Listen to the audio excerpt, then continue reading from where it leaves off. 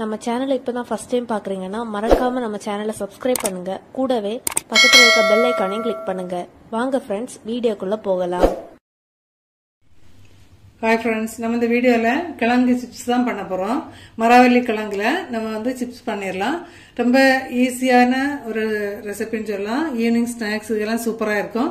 நல்லா கழுவிட்டு ஒரு காட்டன் கிளாத் எடுத்து நல்லா தொடச்சி நான் இப்போ வச்சுருக்கேன். நீங்கள் காட்டன் கிளாத் அப்படி இல்லைன்னா டிஷ்யூ எது வேணால் எடுத்துக்கோங்க. இதே போல் நல்லா தொடச்சி எடுத்துக்கோங்க. தண்ணி இல்லாமல் தொடச்சி எடுத்துக்கோங்க. தொடச்சி எடுத்துட்டு நம்ம 2 மெத்தடில் போடலாம். இப்போ நம்ம பொட்டேட்டோலாம் சீவுற அந்த இதில் வச்சு தான் சீவி எடுக்க போகிறோம். பஜ்ஜி சீவுறோம் எல்லாம் அந்த இது இருந்துன்னா நமக்கு எல்லாம் மேக்சிமம் எல்லாம் ஒரே சைஸில் நமக்கு கிடைக்கும். என்கிட்ட இப்போ இந்த மோல்டில் உள்ளதான் இருக்குது, பிளாஸ்டிக்கில் உள்ளது. உங்கள்கிட்ட எது இருக்கோ நீங்கள் அதை வச்சு சீவி எடுத்துக்கலாம். சிலர் டைரக்டாகவே எண்ணெயிலே சீவிடுவாங்க. உங்களுக்கு எது முடியுதோ அப்படி பண்ணிக்கோங்க. இதே போல் மேக்சிமம் நல்லா நைஸாக சீவி எடுத்துக்கோங்க. உங்களுக்கு எந்த சைஸில் வேணாலும் சீவி எடுத்துக்கலாம். நான் இப்போ கொஞ்சம் நீளவாகல சீவி எடுத்துக்கிறேன்.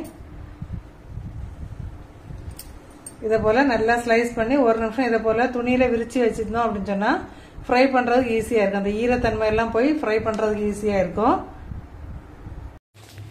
இப்போ எண்ணெய் நல்லா சூடாகிட்டு அந்த டைமில் நம்ம கிழங்காயில் சேர்த்துடலாம். அந்த துணியில் விரித்து போட்டுட்டு போடுங்க. அப்போ அதில் உள்ள ஈரத்தன்மை கொஞ்சம் போயிருக்கும். நமக்கு ஃப்ரை பண்ணுறது கொஞ்சம் சீக்கிரம் ஃப்ரை ஆகும். கட் பண்ணுறது தான் கொஞ்சம் டைம் எடுக்கும், மற்றபடி டக்குனு முடிஞ்சிடும். இதே போல் நல்லா கொஞ்சம் கிறிஸ்பியாக ஃப்ரை பண்ணி எடுத்துக்கலாம்.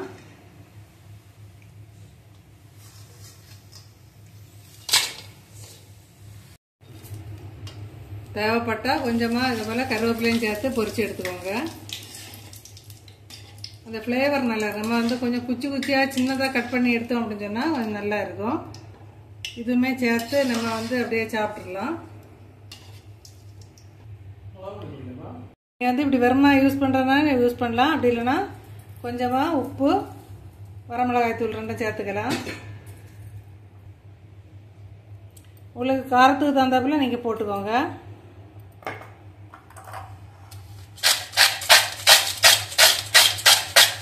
சூப்பராக மரவள்ளி கிழங்கு சிப்ஸ் ரெடி ஆகிட்டு, ஏற்கனவே பாதி ஃப்ரை பண்ணி முடிக்கிறதுக்கு முன்னாடியே காலி ஆகிட்டு. இது ஒரு 10 நிமிஷம் கூட தாக்கு பிடிக்காது. ஓகே ஃப்ரெண்ட்ஸ், இதே மெத்தடில் ட்ரை பண்ணி பார்த்துட்டு மறக்காமல் கமெண்ட் பண்ணுங்கள்.